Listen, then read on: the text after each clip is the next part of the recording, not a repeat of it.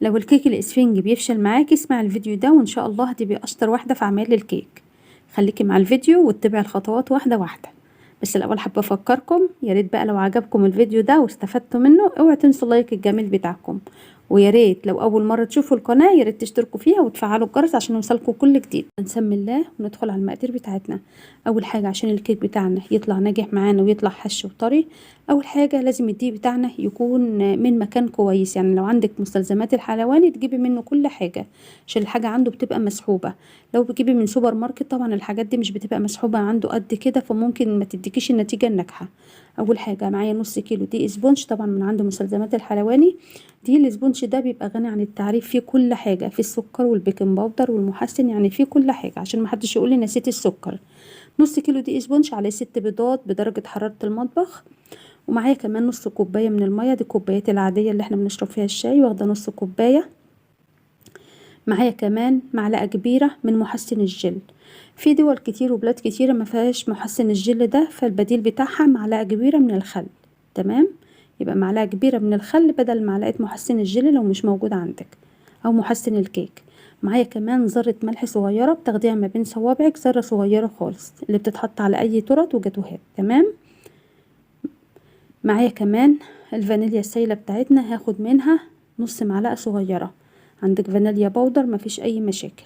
تمام يا بنات، يبقى معايا نص كيلو دقيق اسبونج عليه 6 بيضات بدرجة حرارة المطبخ، عليه نص كوباية من المية، عليه كمان معلقة محسن جل او محسن كيك، عليه ذرة ملح، عليه كمان معلقة صغيرة من الفانيليا السايلة. تمام كده. اول حاجة هنجيب البولة بتاعتنا وهننزل بالدقيق بتاعنا، وزي ما قلت لكم ده دي اسمه دي اسبونج، بتجيبيه من عند مستلزمات الحلواني، بيبقى داخله السكر وداخله النشا والبيكنج باودر، يعني داخله كل حاجه. هنضيف الست بيضات بتوعنا. لو عندك البيض مطلعاه من التلاجة سيبيه 5 دقايق على ما يهدى شويه وبعد كده تستخدميه. ضفنا الدقيق على البيض وضفنا كمان نص كوبايه من الميه، وهضيف كمان ذره الملح بتاعتنا، وهضيف كمان نص معلقه صغيره من الفانيليا، وحاولي ما تكتريش الفانيليا عشان ما يمررش معاكي. كده تمام، ضفنا كل المقادير بتاعتنا ما عدا محسن الجل. هنعمل ايه بقى؟ هنقلب بس المقادير بتاعتنا بالمضرب اليدوي، عشان لو ضربنا بالمضرب الكهرباء كله هيطير في وشنا. هنقلب بس كويس لحد ما الدقيق يختفي خالص. انا ضفت كل المقادير كلها على بعض ما عدا محسن الجل. هقلب المقادير بتاعتنا بالمضرب اليدوي لحد ما الدقيق يختفي خالص. بعد كده هنجيب المضرب الكهرباء بقى بتاعنا ونضرب لمدة مرحلة الضرب كلها 15 دقيقة.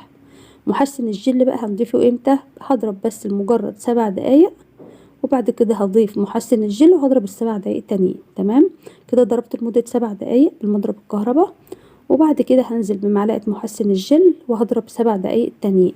طبعا انا بضرب لمدة 15 دقيقة لان المضرب بتاعي كهرباء. لو عندك عجان بقى ممكن ياخد من 8 دقايق ل10 دقايق لمرحلة الضرب كلها.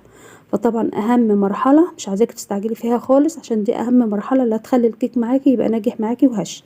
اوعي تستعجلي فيها خالص. نضرب بقى لحد ما الخليط بتاعنا يهيش ولونه يفتح كده، وتلاقي الكمية دي اتضاعفت خالص وبيض معاكي. تمام، مش عايزاك تستعجلي في المرحلة دي. اهو شايفين ضربت لمدة ربع ساعة بالظبط، يعني 7 دقايق الاول وبعد كده حطيت محسن الجل وبعد كده ضربت 7 دقايق تانيين لحد ما وصلت للقوام اللي انتوا شايفينه. هنجيب بقى الصينية بتاعتنا. الصينية ديت مستطيلة مقاس 20 في 30.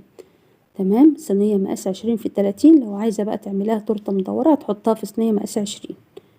يبقى ديت مقاس 20 في 30.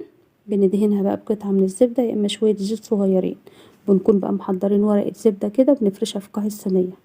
ما تيجي تاخدي مقاس ورقة الزبدة بتكفي الصينية على وشها وتاخدي المقاس من ظهرها. تمام كده خلاص، فرشنا ورقة الزبدة بتاعتنا.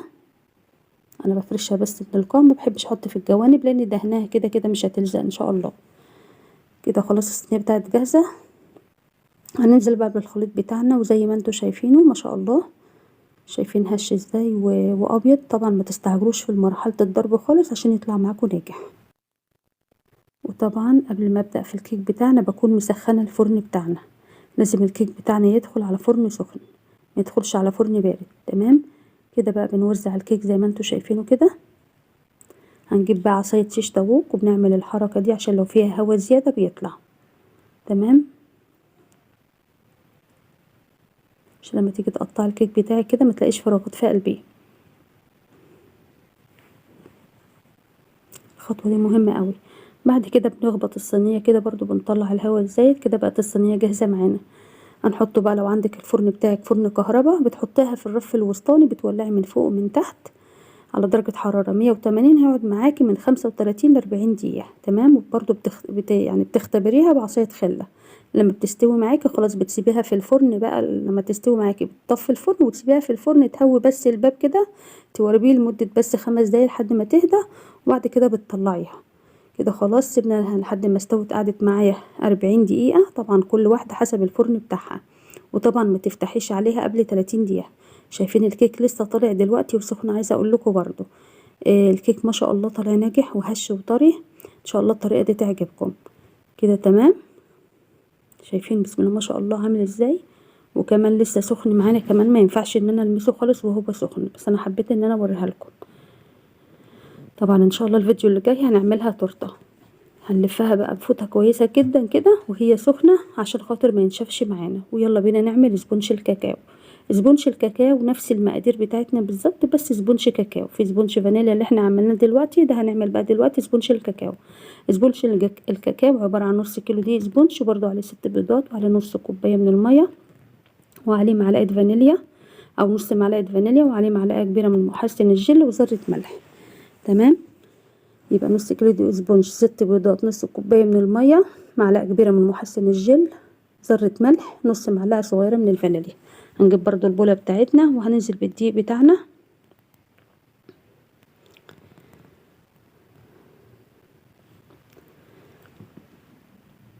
وهنزل كمان بذرة الملح، وهنزل بالبيض. يعني هننزل بكل المقادير بتاعتنا برضو ما عدا محسن الجل. نفس الطريقة بتاعت سبونج الفانيليا بالظبط، بس ده سبونج كاكاو. تمام. ضفت كل المقادير كلها على بعضها ما عدا محسن الجل. هركنه بقى جنبي، وبرضو هقلب الخليط بالمضرب اليدوي كده لحد ما الدقيق يختفي خالص.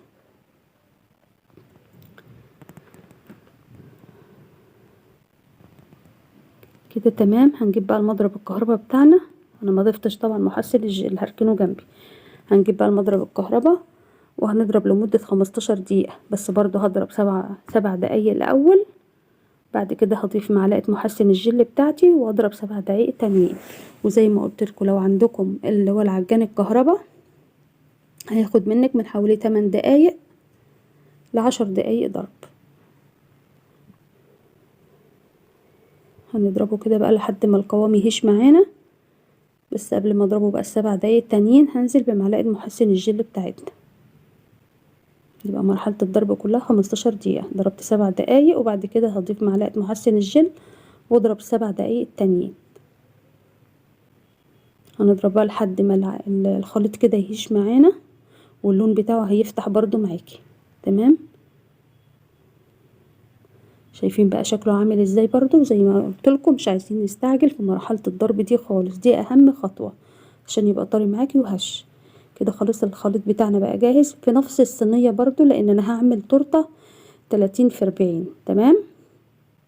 هعمل تورته نص شوكولاتة ونص فانيليا. ان شاء الله الفيديو الجاي ان شاء الله هنزلها لكم، هتعجبكم الطريقة جدا، وتورته سهلة لكل المبتدئين. دهنت برضو الصينية بتاعتنا وفرشت ورقة زبدة، وهنزل بقى بالخليط بتاعنا اللي احنا ضربناه مع بعض. كده تمام. هكون برضو طبعا مسخنة الفرن بتاعنا.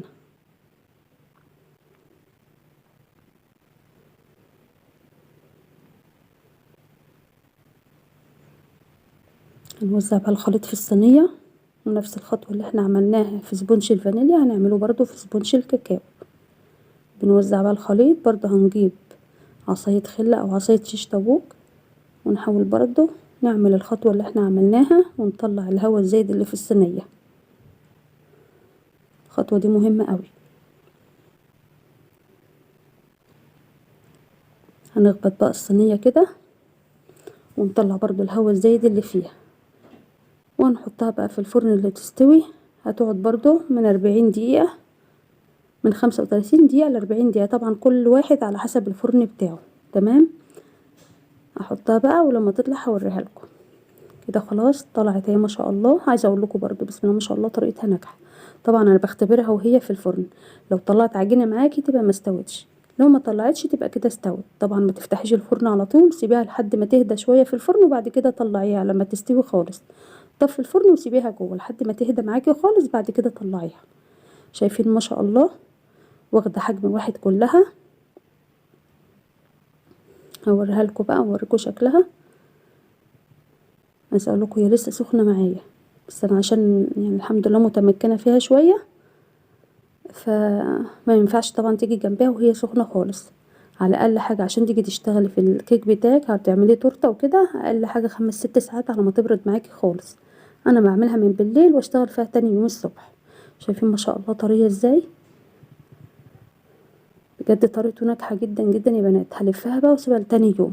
يا رب يكون فيديو النهارده عجبكم. يا ريت بقى لو عجبكم الفيديو اوعوا تبخلوا عليا باللايك الجميل بتاعكم والاشتراك في القناه عشان يوصلكم كل جديد. السلام عليكم ورحمه الله.